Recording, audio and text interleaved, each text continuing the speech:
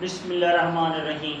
आज हम पढ़ते हैं लीनियर अलजेब्रा का एक नया topic, row space, column space and null space. मैं आपको सबसे पहले हम डेफिनेशंस देखते हैं, डेफिनेशनों से ही हम आगे इसको सॉल्व करेंगे। सबसे पहले डेफिनेशंस देखते हैं कि रॉ वेक्टर क्या होता है।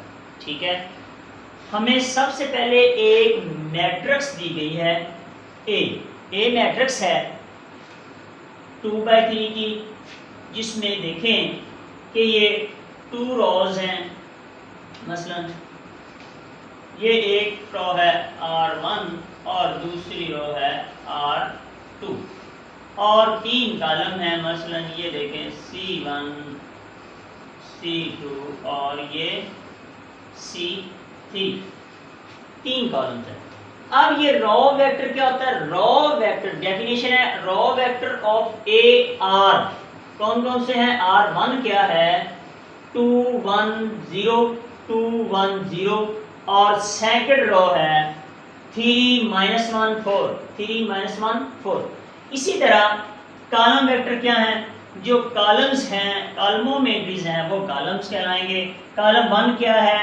2 3। कॉलम 2 क्या है? 1 -1 और कॉलम 3 क्या है? 0 4।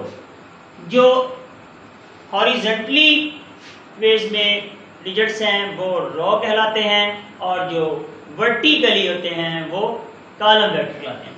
अब हम देखते हैं रॉ स्पेस। रॉ स्पेस क्या होती है कि if A is M cross N matrix, then subspace of Rn n dimension में spanned by raw vector of A is called raw space of A। ये just definition है, ठीक है। Next column space क्या होती है? If A is M cross N matrix, then subspace of Rm spanned by column vector of A is called column space of A। ठीक हो गया। अब देखिए ये जो है ये n डायमेंशन में सब स्पेस ऑफ Rn में होगी, स्पैन करेगा रॉ वेक्टर ऑफ A का, then is called subspace of A। और अगर यही M cross N matrix subspace of Rm dimension में स्पैन करेगा by column vector of A is called कहलाएगा कॉलम स्पेस ऑफ A। ठीक हो गया। अब important null space. Null space क्या है? If A is M cross, ये M है, M cross N matrix, then solution space क्या है? सॉल्यूशन स्पेस असल में जो स्पेस है ऑफ होमोजेनियस सिस्टम।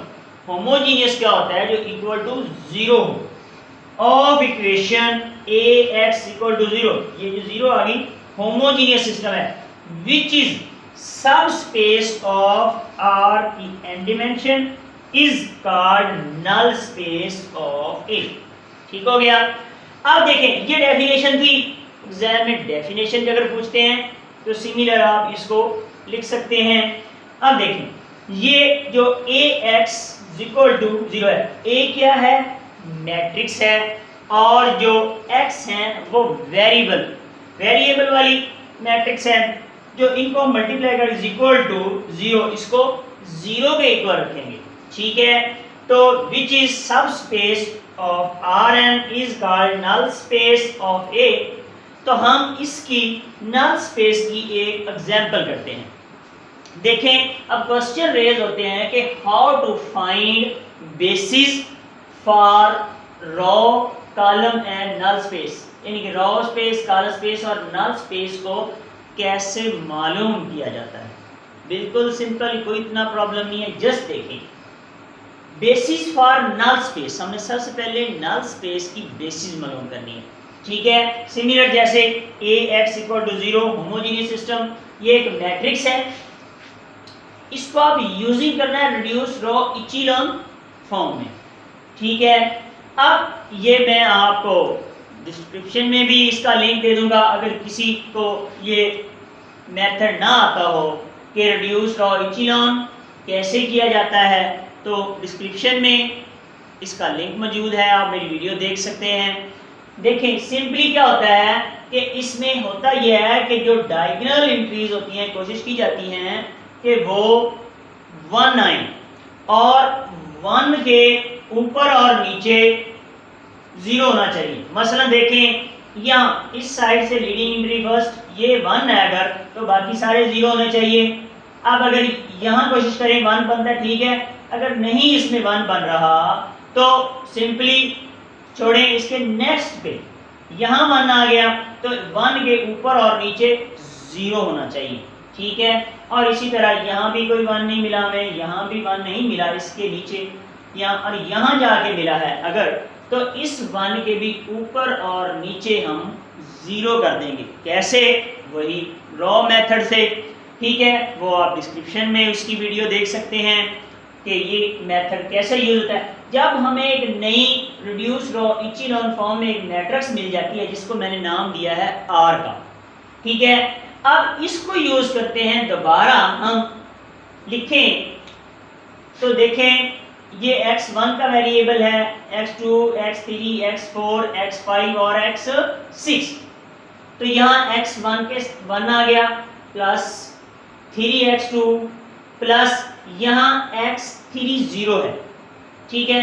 x4 की जगह पे प्लस 4x4 आगे प्लस 2x5 और x6 यहाँ 0 है तो इक्वल टू 0 रखना है। 0 का मतलब यह है क्योंकि ये होमोजीनियस सिस्टम के तहत करनी है, क्योंकि हमने ax इक्वल टू 0 रखना है। तो जब इस तरह की इक्वेशन होगी, ठीक है, तो इसको 0 पे एक बार रखें। अब देखें इसी को थोड़ा सा सॉल्व कर लें, x1 रखें तो ये x2 भी उस तरफ माइनस हो जाएगा, ये 4 भी उस तरफ माइनस हो जाएगा जाके, और 5 वाला भी -2x5 हो जाएगा। ये हमारे पास इक्वेशन 1 मिली।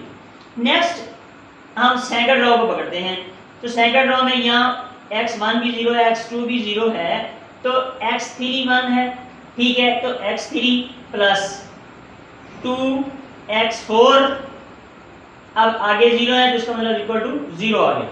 यहाँ हम x3 इक्वल ये और x4 को दूसरी तरफ ले जाएं, -2x4 ऊपर भी x4 दूसरी तरफ ले गए थे तो ये -2x4 आ गया, ठीक हो गया।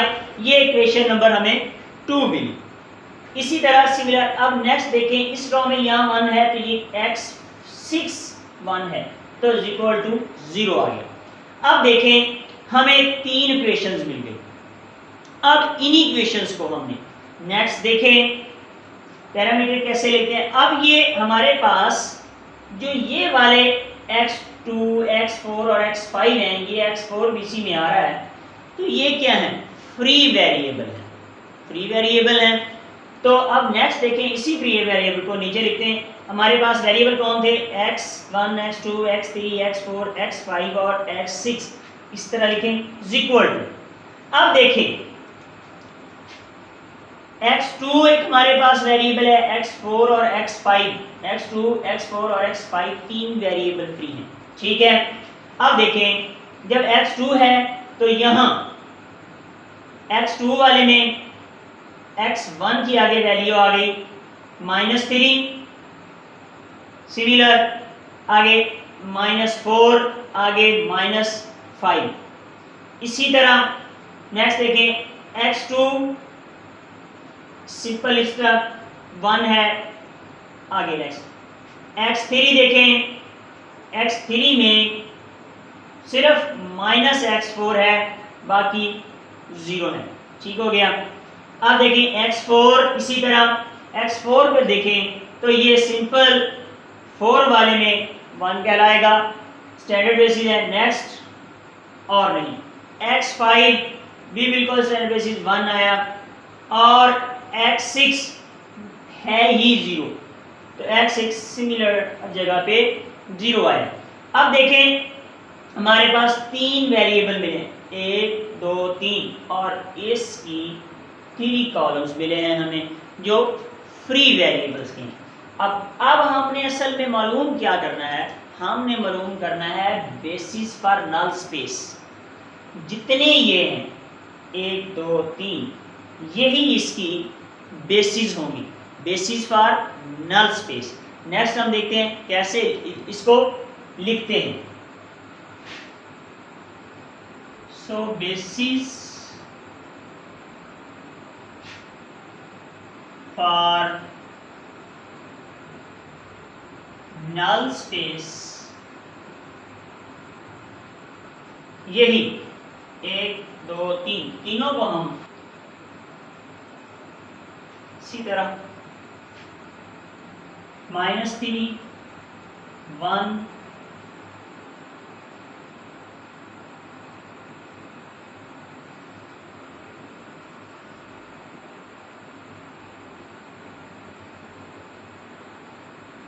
-4 0 2 1 और नीचे 0 0।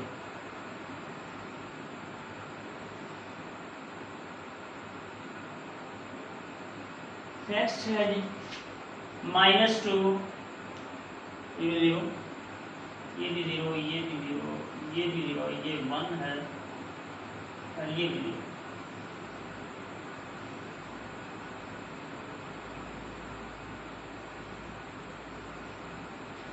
तो जी ये हमारे पास क्या है, ये बेसिस फॉर नल स्पेस है।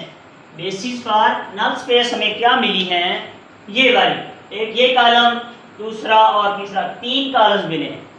तो डायमेंशन ऑफ नल ऑफ ए, यानी कि हमने ए का मालूम किया है ना, तो डायमेंशन ऑफ नल ऑफ ए क्या हमें मिलेगा, हम लिखेंगे डायमेंशन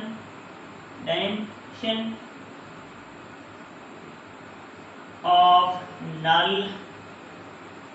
ऑफ ए कितने हैं, 1 2 3 तादाद में कितनी हैं, 3। तो इसका मतलब क्या है कि हमें नल ऑफ ए की डायमेंशन भी 3 मिली हैं, ठीक है।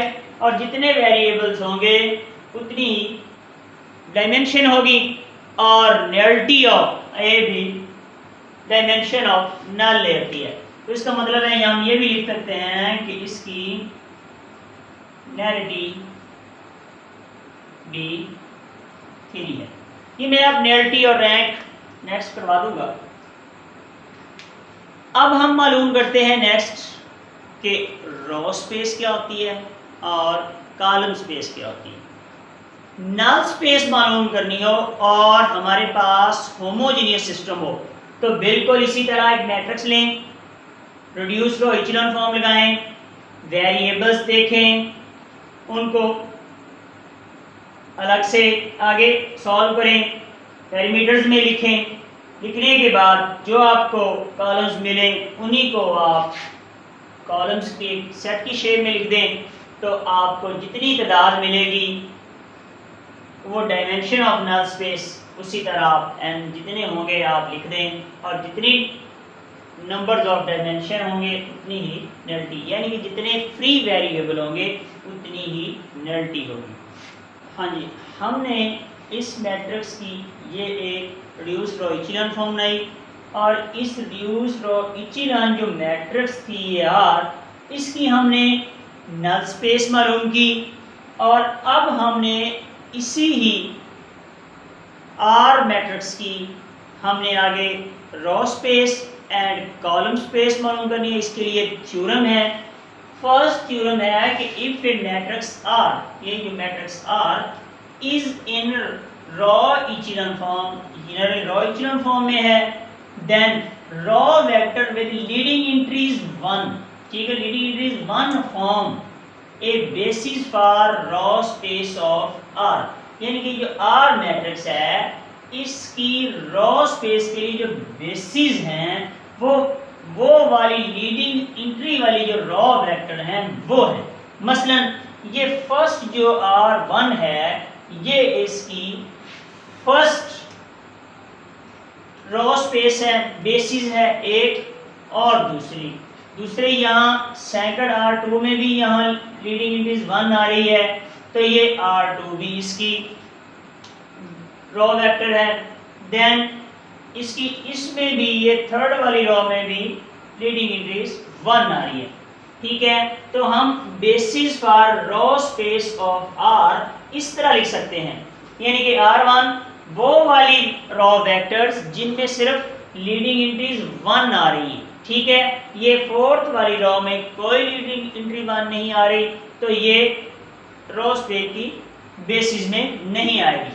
ठीक है, ये तीनों वेक्टर रो वेक्टर जो हैं ये बेसिस बना रहे हैं रो स्पेस ऑफ आर का, ए का नहीं, आर का। अभी हम आर का ही हमने नल स्पेस मालूम किया है, अभी आर का ही हमने रो स्पेस मालूम किया है। और नेक्स्ट कॉलम स्पेस के लिए क्या होता है, if a column vector with leading ones of row vector form जो ऑलरेडी बनाई है basis for column space of R, जिसमें लीडिंग एंट्रीज, अब कॉलम कौन कौन से हैं, ये जो रो वेक्टर में देखें, ये फर्स्ट कॉलम इसमें लीडिंग एंट्री, ये थर्ड कॉलम इसमें लीडिंग एंट्री, और ये 6 वाला जो कॉलम है इसमें लीडिंग एंट्रीज आ रही हैं।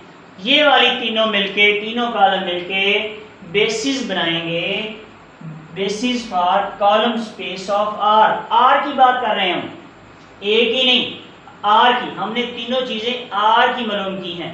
अब आगे नेक्स्ट थ्योरम आएंगे, थ्योरमों को देख के आप आर से ही आगे ए का भी आप रो स्पेस कॉलम स्पेस निकाल सकेंगे। नेक्स्ट देखें तो नेक्स्ट कॉलम स्पेस ऑफ ए मालूम करने के लिए और रो स्पेस ऑफ ए मालूम करने के लिए जो थ्योरम है क्या है कि elementary row operation can change column space of a matrix. इस जो एलिमेंट्री हम रो ऑपरेशन करते हैं वो किसी भी मैट्रिक्स का कॉलम स्पेस पे तो असरअंदाज हो सकता है, उसको चेंज कर सकता है, but do not change row space of a matrix. किसी भी मैट्रिक्स की रो स्पेस को चेंज नहीं कर सकता। तो इसका मतलब है so row space of A equal ही आएगी रो स्पेस ऑफ आर। जो हमने आर की हमने नल स्पेस मालूम की है, रो स्पेस हमने ऑफ आर की मालूम की है, कॉलम स्पेस ऑफ आर की हम मालूम कर चुके हैं। अब इसका मतलब है कि ए की जो रो स्पेस है वो आर की रो स्पेस के इक्वल ही आएगी। जो वाली आर की रो स्पेस थी वही वाली ए की भी रो स्पेस होगी। ठीक है, बेसिस होगी। सो अब हमें कॉलम स्पेस चाहिए ऑफ ए की। इसके लिए भी आगे दो थ्योरम है कि थ्योरम आपको मस्ट याद रखने चाहिए, ये आपको ऑब्जेक्टिव में काम देंगे, ये आपको आगे क्वेश्चंस करने में काम देंगे। काइंडली थ्योरम, ये क्योंकि एक प्योर सब्जेक्ट है लीनियर अलजेब्रा, तो इसलिए आपको थ्योरम्स को अच्छी तरह ज़हन-नशीन करना है ताकि इसको आप यूटिलाइज करें और आगे बेस्ट रिजल्ट हासिल करें। देखें नेक्स्ट हमने कॉलम स्पेस मालूम करनी है। If R is row echelon form of A, हाँ जी बिल्कुल ये रिड्यूस रो इचेलॉन फॉर्म है ए की आर। तो फर्स्ट क्या है, if A given set of column vector of A का दिया गया वेक्टर इज लीनियरली इंडिपेंडेंट होगा। लीनियरली इंडिपेंडेंट होगा कब, इफ एंड ओनली उस वक्त corresponding column vector of R are linearly independent, जब आर के जो कॉलम करस्पॉन्डिंग कॉलम वेक्टर्स हैं ये वाले करस्पॉन्डिंग कॉलम वेक्टर्स वो लीनियरली इंडिपेंडेंट होंगे, तब ही जो ए के कॉलम वेक्टर्स का सेट होगा वो लीनियरली इंडिपेंडेंट होगा। दूसरा, A given set of column vector of A का फॉर्म बेसिस बनाएगा for column space of A की कॉलम स्पेस के लिए if and only corresponding column vector of R form a basis, वो वाले यानी कि करस्पॉन्डिंग कौन से होंगे, मसलन ये देखें कि ये वाले इसमें आर का जो कॉलम स्पेस ऑफ आर है उसमें ये फर्स्ट कॉलम और ये थर्ड कॉलम और सिक्स्थ कॉलम है जो कॉलम स्पेस ऑफ आर बना रहे हैं। तो इसके करस्पॉन्डिंग ए में जो कॉलम होंगे वो कॉलम स्पेस ऑफ ए बनाएंगे। मसलन ये फर्स्ट कॉलम है तो यहाँ 1 2 0 2 वाला कॉलम, फिर ये थर्ड कॉलम है तो यहाँ -2 -5 5 और 0 वाला कॉलम, और ये 6 वाला कॉलम है तो यहाँ 0 -3 और 15 18 वाला जो कॉलम है ये कॉलम स्पेस ऑफ ए बनाएंगे। So as C1 column 1 column 3 column 6 form basis for R की बेसिस बनाते हैं, हम पीछे कर चुके हैं। So corresponding column vector form basis of A, इसके जो करस्पॉन्डिंग है ए में वो वाले क्या करेंगे, बेसिस होंगे for column space of A की। ठीक है, मसलन कौन कौन से हैं, 1 2 0 2 मैं पहले बता चुका हूँ, फिर -2 -5 5 0, उसी तरह सिमिलर ये थर्ड वाला कॉलम, और इसी तरह ये 6 वाला कॉलम, यानी कि ये कॉलम 1, ये कॉलम 3 और ये कॉलम जो 6 है, ये तीनों कॉलम स्पेस ऑफ ए के लिए बेसिस बनाएंगे। ठीक हो गया। अब हमने इस लेक्चर में क्या क्या मालूम किया है कि हमें एक मैट्रिक्स दी गई है, हमने उसकी रॉ रिड्यूस इचेलॉन फॉर्म बनाई, उसको आगे सॉल्व किया, तो उसके बाद हमने नल स्पेस ऑफ आर मालूम की, रॉ स्पेस ऑफ आर मालूम की, कॉलम स्पेस ऑफ आर मालूम की, और फिर थ्योरम किए। थ्योरम की मदद से हमने क्या देखा कि हमने देखा कि रॉ स्पेस ऑफ ए बराबर होती है रॉ स्पेस ऑफ आर के, क्योंकि elementary row operation row space पर कोई चेंज नहीं करता, जबकि कॉलम स्पेस पे वो तब्दीली चेंज लाता है। सो फिर हमने फिर अगेन 2 थ्योरम और पढ़े। 2 थ्योरम पढ़ने से हमें ये पता चला कि अगर लीनियरली इंडिपेंडेंट, मसलन कॉलम वेक्टर ऑफ आर के जो कॉलम वेक्टर हैं करस्पॉन्डिंग वो लीनियरली इंडिपेंडेंट हो, तो ए के भी column vector is linearly independent हैं। ठीक है। और दूसरा, जो कॉलम वेक्टर ऑफ आर के फॉर्म बना रहे थे, बेसिस आर की जो बेसिस बना रहे हैं, उसके करस्पॉन्डिंग ए के जो कॉलम वेक्टर हैं वो बेसिस बनाएंगे। सो हमने ए की कॉलम स्पेस की बेसिस भी फाइंड आउट की है। इस लेक्चर में हमने ये 6 चीज़ें एक मैट्रिक्स की फाइंड आउट की हैं। ठीक है। अगर आपको ये लेक्चर अच्छा लगा हो तो काइंडली चैनल को सब्सक्राइब कीजिए, लाइक कीजिए एंड शेयर कीजिए। Thank you very much for watching.